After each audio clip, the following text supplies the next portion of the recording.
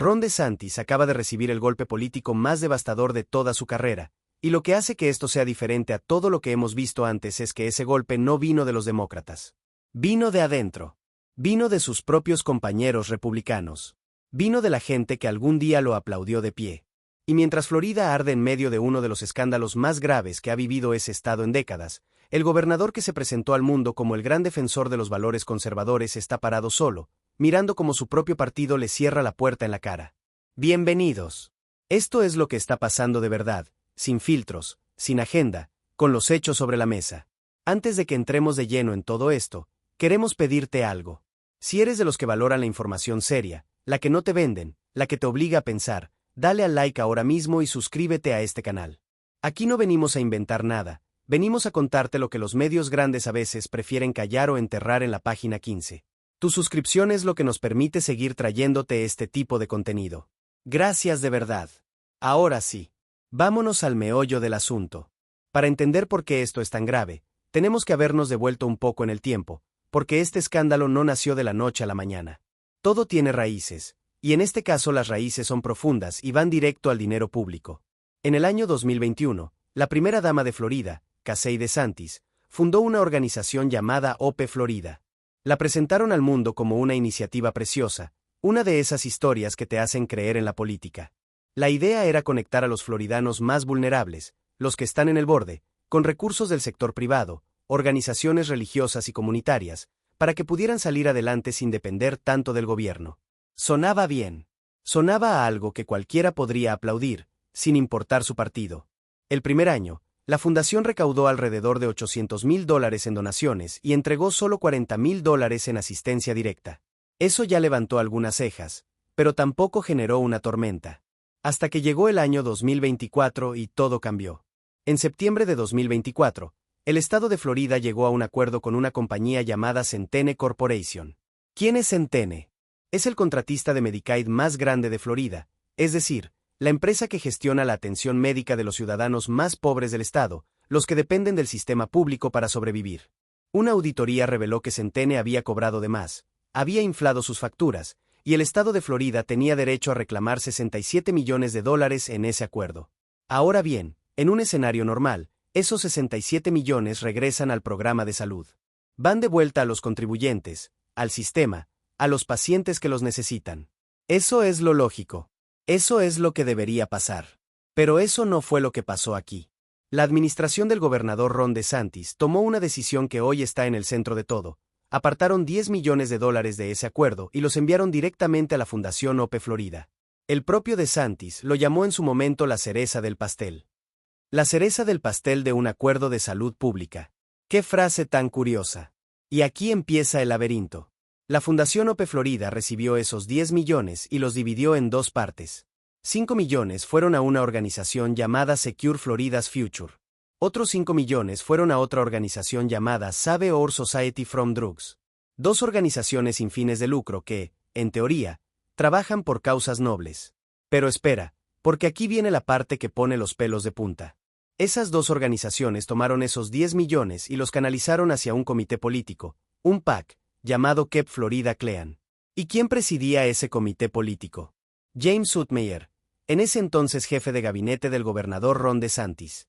El mismo hombre que hoy, paradójicamente, es el fiscal general del estado de Florida, nombrado por el propio DeSantis.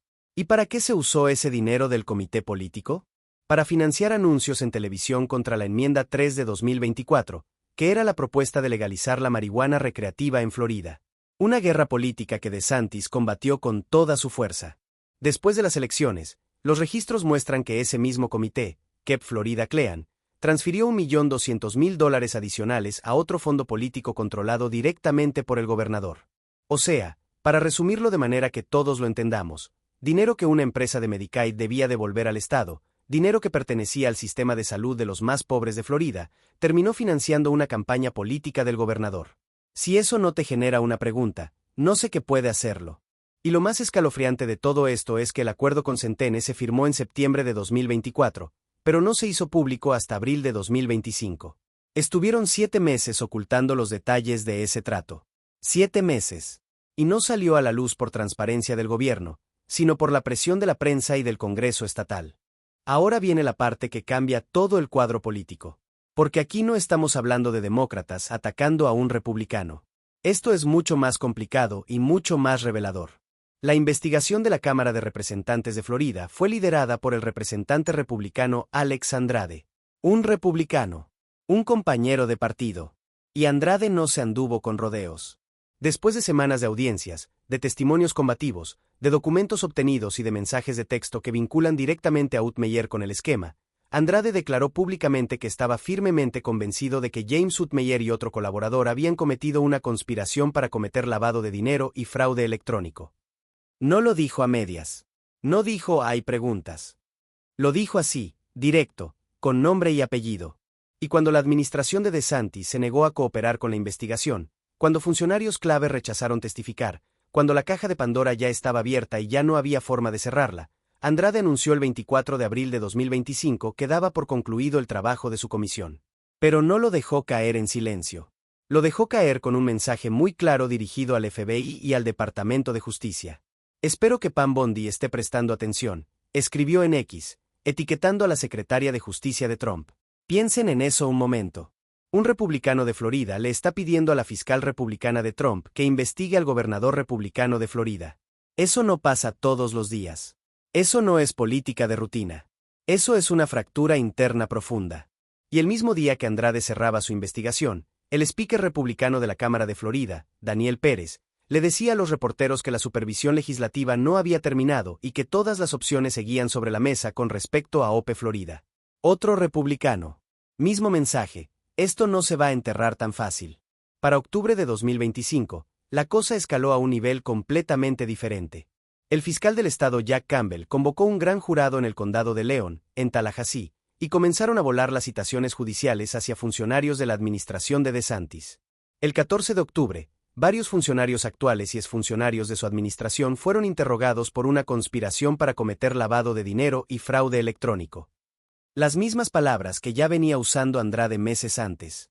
A finales de febrero de 2026, fuentes confirmaron que el gran jurado había producido un informe formal con sus hallazgos. Un documento que puede incluir recomendaciones de cargos criminales. Un documento que hoy todavía no puedes leer, porque los implicados presentaron apelaciones legales para evitar su publicación. La batalla para desclasificar ese informe se está librando ahora mismo en los tribunales de Florida. Y mientras eso ocurre, el Departamento de Salud Federal de Estados Unidos está revisando una posible investigación por desvío ilegal de fondos de Medicaid en Florida, después de que múltiples congresistas presionaran para que actuara. Esto ya no es solo un escándalo político. Esto tiene todas las características de una investigación criminal en curso. Aquí es donde tenemos que ser honestos con ustedes, porque en este espacio no venimos a demonizar a nadie sin escuchar también la otra cara. La defensa del gobernador DeSantis ha sido consistente. Él dice que todo fue legal, que el dinero de Centene fue una contribución adicional voluntaria de la empresa, no parte del reembolso obligatorio. Lo ha llamado un buen negocio para Florida. Casey DeSantis, por su parte, ha defendido OPE Florida como una filosofía, una manera de ayudar a los necesitados desde la comunidad, sin depender del gobierno. Y hay personas que genuinamente creen que el programa ha hecho bien, que ha ayudado a familias reales. De hecho, el senador estatal Jay Collins, en mayo de 2025, dijo que el dinero fue apropiado y usado por las razones correctas. Y DeSantis ha acusado a sus críticos de actuar por motivaciones políticas, de intentar atacar a su esposa porque la ven como una amenaza política de cara a las elecciones de 2026. Algunos de estos se sienten amenazados por la primera dama, dijo DeSantis. Si piensas en 2026 y tienes un caballo, no la quieres ni cerca. ¿Puede haber algo de verdad en eso? Claro que sí. La política es guerra, y en una guerra nadie tiene las manos completamente limpias.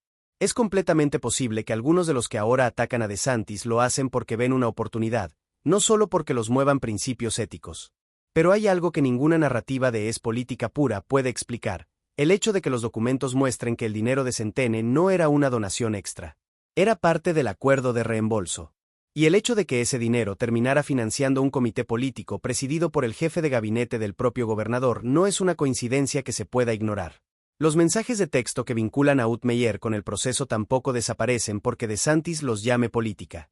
La pregunta que queda en el aire, y que ninguna de las dos partes ha respondido de manera satisfactoria, es muy simple: ¿de quién era realmente ese dinero? Si era del Estado, si era de los contribuyentes, si era del programa de salud de los más vulnerables de Florida, entonces no importa cuán noble sea la intención declarada, no era de DeSantis para decidir dónde iba. Pero hay otra dimensión de esta historia que va más allá del dinero. Hay algo que nos dice mucho sobre el momento político que vive Ron DeSantis hoy, y es el aislamiento. Hablemos de eso, porque es revelador. Hace apenas 3 años, Ron DeSantis era la figura más excitante del Partido Republicano. Era el hombre que iba a sacarle la candidatura a Trump. Los medios conservadores lo adoraban. Los donantes corrían detrás de él. Su reelección en 2022 por un margen amplísimo lo hizo parecer invencible. Se lanzó a la presidencial en 2023 con más de $100 millones recaudados y una base de apoyo enorme. Y entonces llegó la realidad. Perdió los caucus de Iowa por 30 puntos porcentuales frente a Trump. 30 puntos. Él había prometido ganar Iowa. Y tuvo que retirarse antes de New Hampshire. Desde ese momento, la relación con Trump nunca se recuperó del todo. Y cuando Trump decidió respaldar públicamente al congresista Byron Donalds para ser el próximo gobernador de Florida en 2026, el mensaje fue clarísimo: no quiero a Casey DeSantis en ese puesto. Trump describió a Donalds como un ganador total y prometió su apoyo completo y total si decidía postularse. Donalds lo anunció en febrero de 2025 en Fox News. Y detrás de Donalds vino el senador Rick Scott, exgobernador de Florida, que aunque sin un endoso formal explícito, describió a Donalds como un futuro gobernador fenomenal y dijo que nadie podría derrotarlo. Mientras tanto, DeSantis intentó impulsar a su esposa Casey, la llamó digna gobernadora y dijo que Donalds no formó parte de sus victorias conservadoras. En otras palabras, trató de quitarle méritos a Donalds. Pero nadie importante en el partido salió a respaldarlo. Nadie le dio la mano públicamente. Un veterano agente republicano que en su momento fue cercano al gobernador le dijo a CNN algo que resume perfectamente este momento: últimamente, no distingo entre ser su amigo y su enemigo. Esa frase dice todo. Cuando tus propios aliados ya no saben si están contigo o en tu contra, es porque el suelo debajo de tus pies ya no es sólido. Donantes que antes abrían sus chequeras para DeSantis ahora están mirando hacia otro lado. Recaudadores de fondos que construyeron sus redes para él se están alejando en silencio. Personas que deberían estar buscando candidatos para apoyar a Casey en 2026 están declinando. Varios le dijeron que no, según fuentes que mantienen contacto con el equipo restante del gobernador. Y a todo esto se le suma otro dato que pasó casi desapercibido. En junio de 2025, la legislatura de Florida, controlada por republicanos, le quitó el financiamiento a la oficina de OPE Florida dentro del Departamento de Educación. Lo eliminaron del presupuesto. El programa que Casey DeSantis presentó como su gran legado, borrado del presupuesto por legisladores de su propio partido. ¿Cómo se llama eso? Se llama abandono político en cámara lenta. Y aquí queremos detenernos un momento, porque esto nos importa como comunidad. Mira, nosotros no venimos aquí a celebrar la caída de nadie. Eso no es lo que hacemos. Pero sí venimos a hacer las preguntas que merecen ser hechas. Porque detrás de todos estos números, de todos estos movimientos de dinero, de todas estas investigaciones judiciales, hay familias en Florida que dependen de Medicaid para recibir atención médica. Hay personas reales que confían en que el sistema funciona de manera justa. Y cuando escuchas que $10 millones que debían regresar al sistema de salud pública terminaron financiando anuncios políticos en televisión, la pregunta no es republicana ni demócrata. La pregunta es humana. ¿Qué nos dice eso sobre cómo se maneja el dinero que entre todos ponemos? Eso es lo que nos parece importante discutir. No quién gana o quién pierde en el tablero político, sino qué tipo de sistema queremos. ¿Qué tipo de rendición de cuentas exigimos? Porque si un gobernador puede mover 10 millones de fondos públicos a través de una fundación de caridad y desde ahí a un comité político, y eso no tiene consecuencias claras, entonces el sistema tiene un problema muy serio que va más allá de Ron DeSantis. Ahora bien, hay otra pregunta que mucha gente está haciendo y que vale la pena explorar. ¿Qué pasa con el futuro político de DeSantis? El gobernador no puede presentarse de nuevo en 2026 por los límites de mandato. Termina su segundo periodo en enero de 2027. Después de eso, por ley constitucional de Florida, necesitaría esperar al menos un periodo antes de poder volver a postularse como gobernador. Muchos analistas creen que DeSantis tenía los ojos puestos en 2028, en una segunda candidatura presidencial. Construir la imagen de Casey como gobernadora habría sido parte de esa estrategia, mantener el apellido DeSantis en el poder en Florida mientras él preparaba su regreso nacional. Una especie de dinastía política en el estado del sol. Pero ese plan hoy está en serios aprietos. Con Trump respaldando a Donalds, con el escándalo de OPE Florida sobre la mesa, Con un gran jurado activo y con una investigación federal que podría abrirse en cualquier momento, las piezas de ese tablero se han movido de manera muy desfavorable para la familia DeSantis. Y eso también nos lleva a preguntarnos algo sobre el sistema político más amplio. ¿Qué pasa con los políticos que construyen su imagen sobre principios muy rígidos y luego se encuentran en el centro de escándalos que contradicen esos principios? DeSantis construyó su marca sobre la antipatía al gasto público irresponsable, sobre la transparencia, sobre la oposición a lo que él llama el Estado profundo. ¿Cómo afecta su credibilidad que ahora se le acuse de usar fondos públicos de manera opaca, a través de una red de organizaciones que no revelan cómo gastan el dinero? Esa no es una pregunta retórica. Es una pregunta genuina sobre coherencia política. Y es la misma pregunta que muchos republicanos de Florida se están haciendo en este momento. Hay una frase que vale repetir, porque la dijo alguien que no es demócrata. La dijo el exsenador republicano Joe Gruters, expresidente del Partido Republicano de Florida. Dijo que las acciones de DeSantis fueron antidemocráticas y una violación de la ley estatal. Un republicano, expresidente de su partido en Florida, diciéndole a otro republicano, al gobernador, que violó la ley. Eso no pasa seguido. Eso es una señal de que algo se rompió dentro del partido de una manera que va a tardar en componerse. Y no es solo Gruters. La exdirectora financiera del Estado, Alex Sink, advirtió que los movimientos de dinero analizados probablemente no deberían haber sido aprobados. Múltiples legisladores llamaron a una investigación formal. El representante Andrade llegó al punto de exigir públicamente que el FBI y el Departamento de Justicia revisaran el caso. Y el speaker de la Cámara, Daniel Pérez, dejó claro que la supervisión legislativa no había terminado. ¿Dónde están los defensores de DeSantis dentro del partido?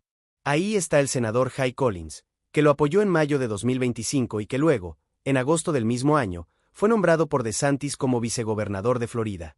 Eso no pasó desapercibido. Muchos lo vieron como un premio a la lealtad en un momento en que esa lealtad escaseaba. Pero fuera de ese círculo muy reducido, el silencio es ensordecedor. Nadie en la jerarquía nacional del Partido Republicano salió a defender públicamente a DeSantis. Nadie de peso. Nadie que pudiera hacer la diferencia. Entonces, ¿dónde estamos hoy?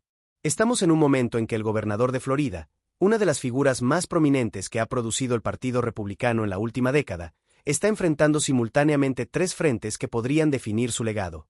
El primero es el frente judicial. El gran jurado de Tallahassee produjo un informe que está siendo bloqueado legalmente.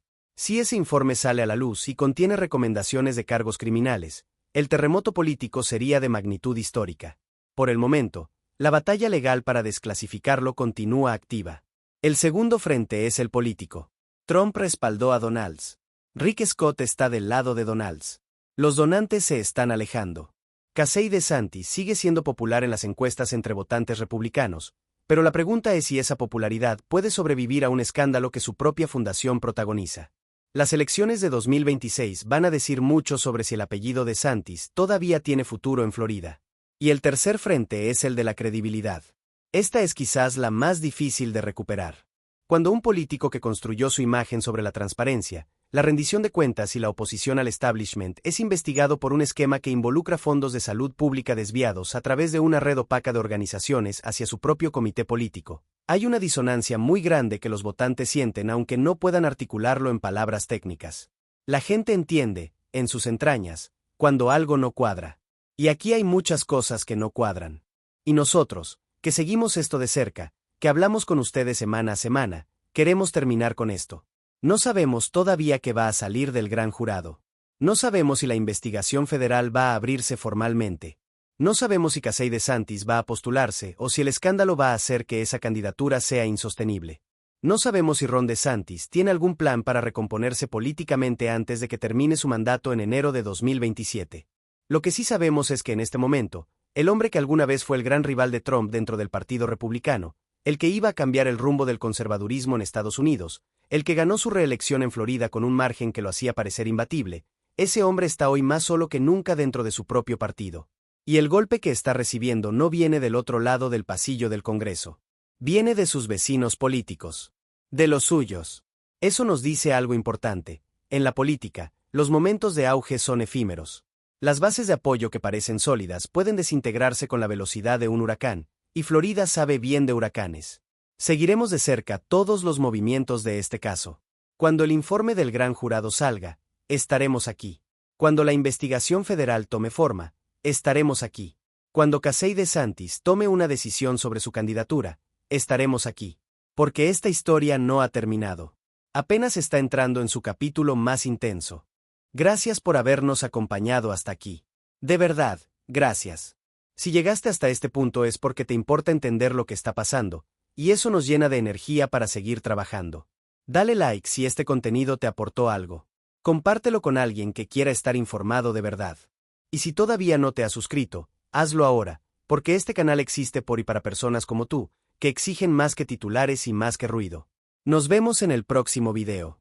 Cuídense mucho.